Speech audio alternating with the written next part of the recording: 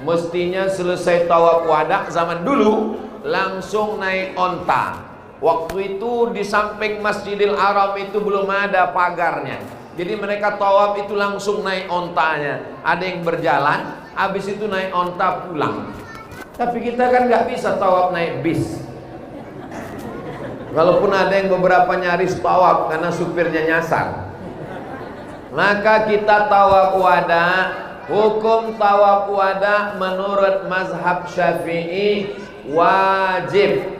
Jadi nanti kalau ada yang tidak mau tawaf wada, berarti mungkin ustadznya pakai mazhab Hambali, karena katanya kalau umroh maka tidak ada tawaf wada. Tapi saya mengamalkan mazhab Syafi'i, maka selesai umroh tetap ada tawaf wada. Wada artinya goodbye, selamat tinggal. Waktu datang ada namanya kudum, welcome. Waktu pulang adanya goodbye. Tapi jangan nanti pas ditanya, apalagi buat video di Masjidil Haram, hai guys, kita lagi tawaf goodbye.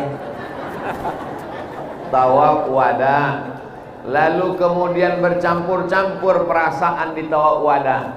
Kenapa? Bahagia, senang pulang akan ketemu dengan anak cucu menantu kawan sahabat. Bahagianya senang akan pulang kembali makan lontong sayur. Bahagia senang pulang karena semua dosa diampuni, amin. Tapi dalam hati yang paling dalam ada rasa sedih, meninggalkan Ka'bah, meninggalkan Masjidil Haram, meninggalkan kota suci Makkah Madinah. Maka ketika bercampur-campur perasaan ini, meleleh air mata. Mudah-mudahan tetesan air mata itu pun bernilai amal soleh. Ainani, ada dua tetesan mata.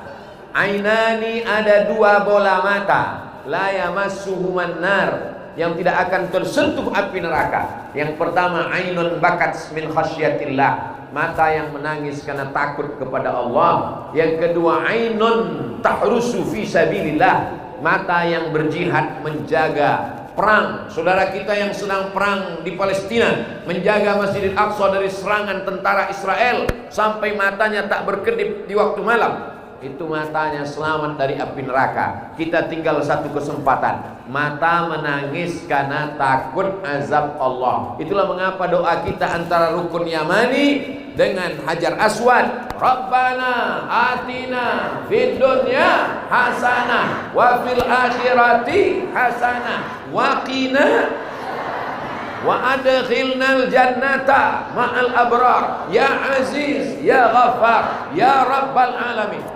Berulang-ulang sampai menghadap ke hajar aswad. Bismillahi wallahu akbar. Mudah-mudahan kita semua diselamatkan dari azab neraka, insyaallah. Lalu kemudian selesai tawaf wada, Pak Ustadz, ternyata kami masih nunggu bis. Katanya disuruh tawaf wada pagi. Setelah tawaf wada ternyata ada masih program makan siang. Apakah masih boleh makan? Boleh. Apakah masih boleh sholat? Sebetulnya langsung. Tapi karena darurat maka masih boleh sholat. Mana dalilnya? Karena selesai tawaf wada masih ada sholat sunat tawaf. Itu dalil yang mengatakan boleh. Jadi nanti selesai tawaf wada pagi, terdengar azan zuhur, Allahu Akbar, Allahu Akbar, maka dia tetap sholat zuhur. Lalu kemudian habis selesai sholat zuhur makan, perut kenyang, bis belum datang, tertidur. Apa masih boleh tidur, Pak Ustadz? Yang nggak boleh tidur menginap satu malam lagi. Maka kalau bisnya terlambat 24 jam, nauzubillah, maka dia tawaf wada sekali lagi karena sudah nginap satu malam. Ini yang dipertanyakan beberapa jamaah. Adapun ibadah umroh kita ini semuanya niatnya sudah, tawafnya sudah, sa'inya sudah, tahallulnya sudah, tartibnya sudah, maka insya Allah semua ibadah umrah kita diterima Allah Subhanahu wa ta'ala. Adakah yang tahu siapa dapat Lailatul Qadar? Enggak tahu. Adakah yang tahu siapa taubatnya dapat taubat nasuha? Enggak tahu. Adakah yang tahu siapa dapat satu doa titik di hari Jumat? Enggak ada yang tahu. Adakah yang tahu siapa yang mendapatkan haji mabrur? Tidak ada yang tahu. Adakah yang tahu umrahnya diterima Allah? Tidak ada yang tahu. Kenapa Allah tidak kasih tahu? Supaya kita ada dua perasaan. Yang pertama, rasa takut ibadah tak diterima. Yang kedua, rasa harap supaya ibadah kita diterima. Dengan dua sayap itulah kita terbang mendekat dengan Allah. Sayap yang pertama namanya takut, sayap yang kedua namanya harap. Saya Abdul Somad takut azab neraka. Saya takut mati suul khotimah. Saya takut umrah saya sia-sia. Tapi saya tak putus asa, karena saya senantiasa berharap mudah-mudahan husnul khotimah, berharap mudah-mudahan umrah ini umrah maqbulah insyaallah. Amin. Lalu Pak Ustadz, tanda-tandanya ada nggak? Ada tanda-tandanya. Tandanya apa? Satu, keyword, ke kunci, word kata, satu kata kuncinya. Setelah umrah ada perubahan. Dulu tidak mau ke masjid, setelah pulang umrah belum azan sudah duduk di masjid.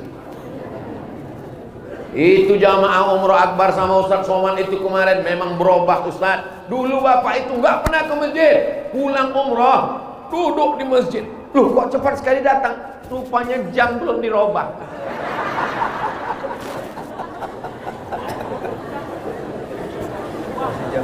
Masih jam Saudi.